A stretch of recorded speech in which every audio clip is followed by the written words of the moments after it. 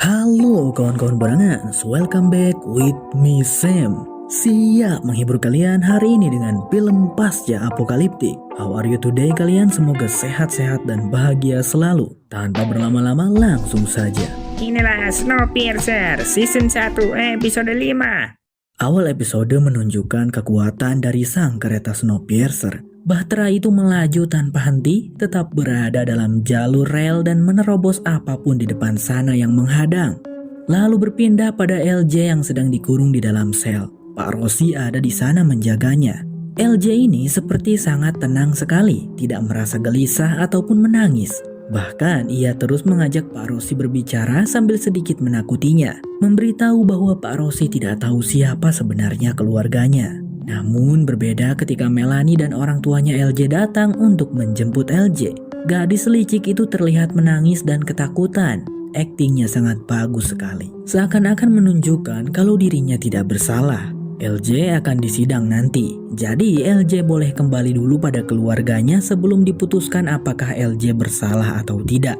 Setelah keluarga Roger pergi, Pak Rossi berbicara pada Melanie. Jika LJ tidak mendapat hukuman atas perbuatannya, penduduk kelas 3 pasti akan membuat kekacauan, ucap Pak Rossi. Ya, aku tahu, jawab Melanie. Sementara itu LJ kepada orang tuanya ia mengaku kalau Eric lah yang memaksanya dan menekan dirinya, bukan ia yang memberi perintah pada Eric. Padahal memang benar LJ lah biang keroknya. Kita pun bisa melihat keanehan LJ yang sangat suka memainkan bola mata palsu ayahnya. Memasukkannya ke dalam mulut membuat itu seperti lelucon. Ternyata Mang Roger kehilangan sebelah matanya, dan itu karena LJ dulu ketika kecil yang menusuk mata ayahnya sendiri dengan sendok garpu. Ngeri. Scene berpindah memperlihatkan para penduduk kelas 3 yang saat itu baru saja sarapan di ruang makan. Seorang pramusaji datang membawakan hidangan penutup sembari mengatakan, "Nikmatilah, ini hadiah dari kelas 3. Pramusaji itu pun pergi. Dan ketika dibuka, ternyata isinya adalah, lihat saja sendiri. Semua orang pun kaget. Ruti yang melihat itu langsung menghubungi Melanie. Singkat cerita, terlihat Melanie mengunjungi gerbong kelas 3 dan menemui Audrey. Melanie tahu itu adalah ulahnya Audrey dan menanyakan alasannya. Audrey mengatakan keberatannya tentang LJ yang akan disidang. Mereka tahu kalau juri pengadilan itu berasal dari kelas 1 dan kelas 2. Jadi Audrey berpikir tidak akan ada keadilan untuk kelas 3. Pastilah para juri akan membela LJ. Sebagai pemimpin kelas 3, Audrey meminta agar Mr. Wilford juga mengangkat juri dari kelas 3. Jadi jurinya ada dari kelas 1, dari kelas 2, kelas 3, ada 3 gitu jurinya. Jika tidak, Audrey akan memastikan akibatnya. Karena setiap sistem di Snowpiercer hampir semuanya dipegang oleh kelas 3. Wanita itu pun beranjak pergi meninggalkan Melanie yang merenung. Di gerbong ekor, Josie terlihat sedang merawat ibunya Winnie dengan telaten. Kondisinya ibu Winnie sama sekali tak kunjung membaik. Lalu tak lama Winnie kecil datang sambil membawakan pesan yang ia temukan di makanan jeli hitam. Pesan itu langsung ia berikan kepada Josie. Ya, seperti biasa itu adalah pesan dari Astrid yang kali ini berisikan today atau hari ini. Itu artinya Astrid ingin Josie di gerbong atas hari ini. Ketika waktu sanitasi tiba, berangkatlah Josie bersama dengan Santiago dan Aaron seperti biasa. Sementara itu, Melanie saat ini sedang merundingkan tentang permintaan kelas 3 yang ingin ikut serta menjadi juri pengadilan. Kedua rekannya Melanie, Ben dan Japi cukup keberatan dengan permintaan itu. Karena itu akan menimbulkan masalah di kelas 1. Mereka semua pasti akan protes. Namun Melanie juga tidak bisa membiarkan kelas 3 melakukan kekacauan dan merusak keseimbangan sistem Snowpiercer. Namun Melanie juga tidak bisa membiarkan kelas 3 melakukan kekacauan dan merusak keseimbangan sistem Snowpiercer. Ya, bagaikan rantai kehidupan, seluruh tugas dan sistem di Snowpiercer saling terhubung satu sama lain.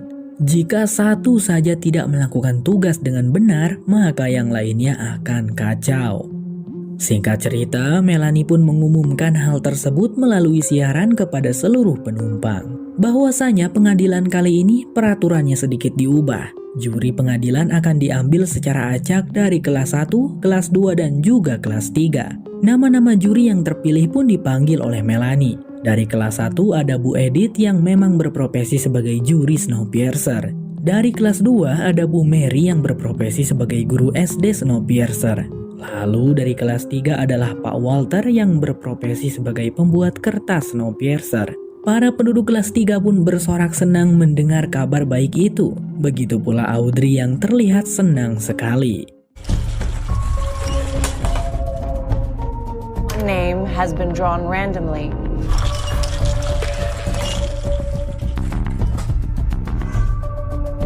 Edith Gusterfeld. Selang beberapa saat terlihat Pak Walter yang datang sesuai undangan. Ia disambut hangat oleh Melanie. Dan Pak Walter pun bertemu dengan kedua juri lainnya yaitu Bu Mary dan Bu Edith. Mereka bertiga saling menyapa dan sepertinya akur satu sama lain. Ruthie yang melihat itu agak keberatan. Ia bertanya-tanya seharusnya Mr. Wilport tidak bisa mengubah peraturan begitu saja. Dan Melanie menjawab bahwa Mr. Wilport hanya ingin mendengar suara dari rakyatnya. Singkat waktu lagi, saat ini jam istirahat telah tiba. Setelah lelah bekerja di sanitasi, Josie, Santiago, dan Aaron dibawa ke ruangan biasa untuk beristirahat. Namun kali ini Astrid yang datang ke tempat itu secara diam-diam. Lalu Astrid dan Josie bertukar pakaian. Astrid tidak tahu di mana keberadaan Layton, namun Astrid menemukan seseorang yang bisa membantu mereka, yaitu Terence. Astrid menyuruh Josie untuk menemui Terence dan memberitahukan tempat keberadaannya. "Siap, saya gas ke sana sekarang," kata Josie. Singkatnya, Josie telah sampai di gerbong kelas 3 dan wanita itu berupaya mencari tempat kediamannya Terence sesuai petunjuk dari Astrid. Dan ia pun tertangkap. Namun untungnya tertangkap oleh anak buah Terence dan langsung dibawa ke Terence. Ya, sebelumnya Astrid sudah menemui mereka, jadi Terence pun sudah tahu maksud kedatangan Josie. Terence agak bingung. Ia pikir Layton dikembalikan ke gerbong ekor, tapi rupanya tidak. Josie berpikir mungkin saja Layton ditidurkan di laci abadi. Tapi kenapa? Padahal kan Layton sudah menyelesaikan kasus pembunuhan yang besar untuk Mr. Wilport. Josie kembali berkata mungkin saja Layton menemukan sesuatu yang sangat berbahaya. Nah, kebetulan hari ini para petugas kebersihan lagi ada pekerjaan di dekat laboratorium laci abadi.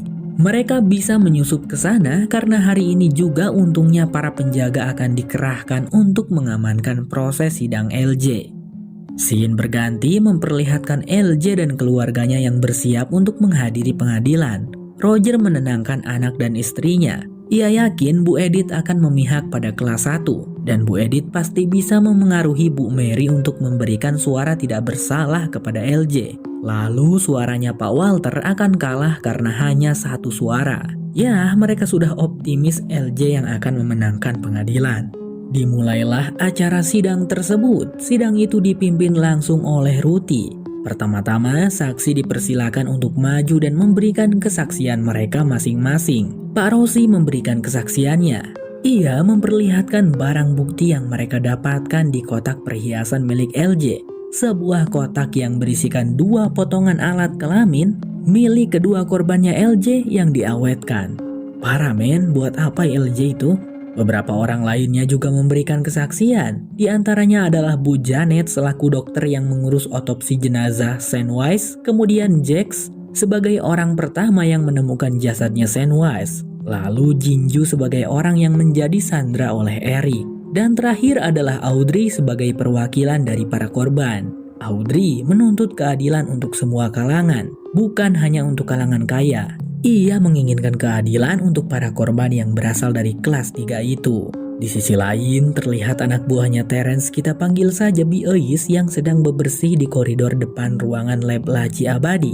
Ketika Dr. Henry keluar hendak menghadiri acara sidang, Biois sedikit basa-basi sambil diam-diam mencopet kunci dari sakunya Dr. Henry.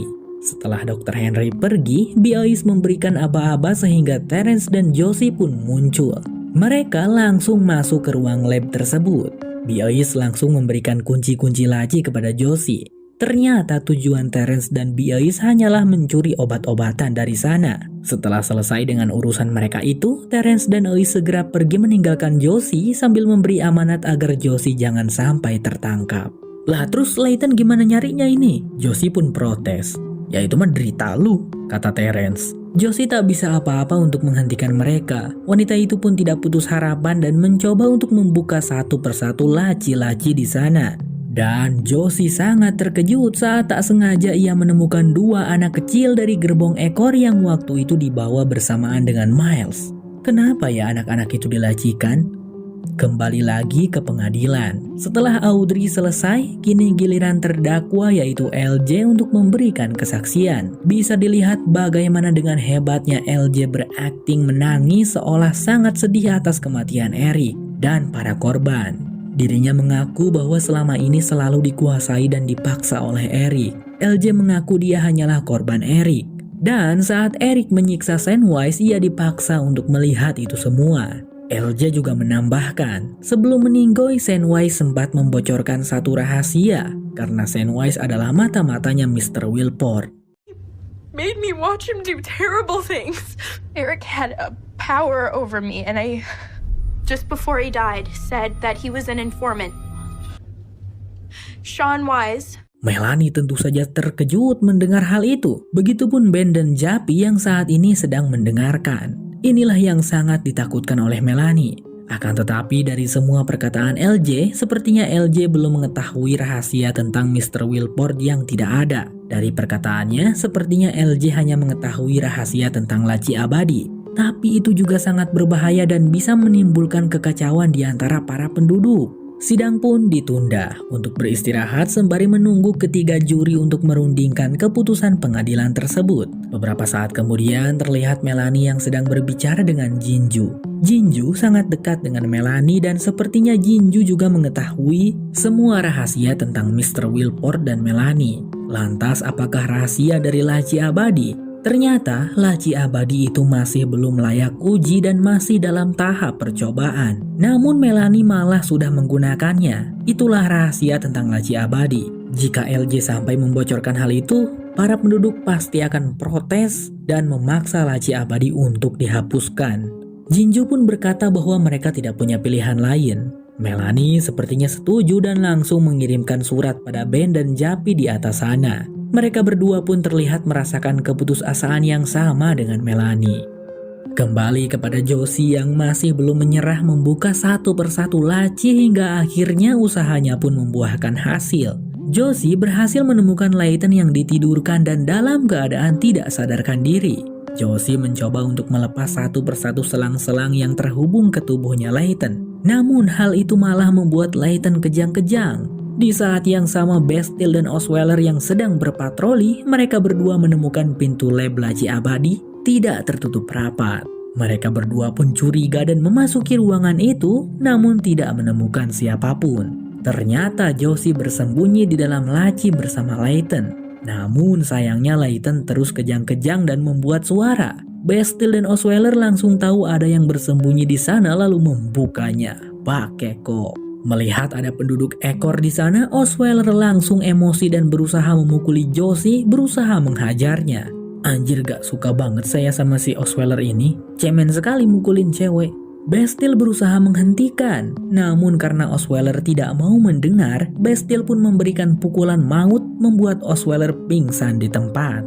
Bastille heran, loh kok Layton ada di laci abadi, bukannya di gerbong ekor ya? Josie juga tidak tahu dan ia menyuruh Bastille untuk diam saat dirinya sedang mencoba untuk menyuntikkan epinephrine pada Layton.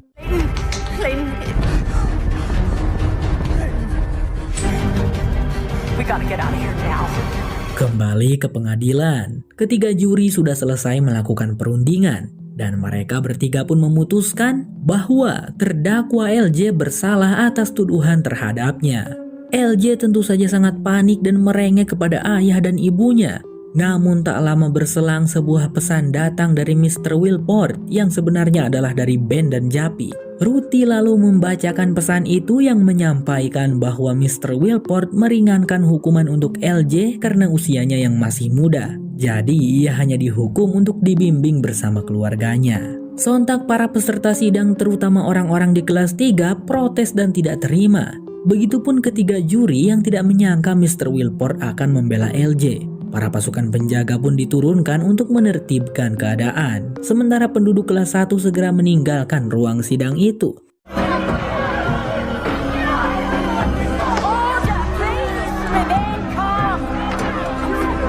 Bastille dan Josie saat ini sedang membawa Layton ke gerbong kelas 3 dan Bastille ternyata mengarahkan mereka ke tempat kediamannya Zara. Setelah itu Bastille pun pamit pergi dengan buru-buru. Josie tanpa berlama-lama segera membawa Layton masuk, untungnya Zara ada di sana. Tentu saja Zara terkejut melihat kedatangan Josie dan Layton. Josie tidak memberi banyak penjelasan dan hanya meminta Zara untuk menjaga Layton baik-baik. Sekarang gerbong ekor bergantung kepada Zara, ucap Josie sambil beranjak pergi. Sementara Bastille ternyata kembali mengunjungi ruang lab laci abadi untuk melihat keadaan Osweiler. Namun Osweiler sudah tidak ada di sana. Scene lalu memperlihatkan LJ yang sedang berbicara empat mata dengan Melanie, di mana Melanie menyampaikan permintaan dari Mr. Wilford agar LJ menjaga dengan baik kerahasiaan tentang laci abadi.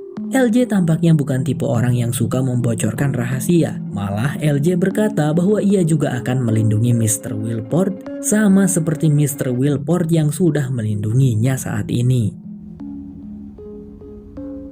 I'll look out for him. Daddy. Kembali pada Layton yang masih belum sadarkan diri dan masih kejang-kejang gak jelas sambil bermimpi buruk tentang masa lalunya ketika di gerbong ekor.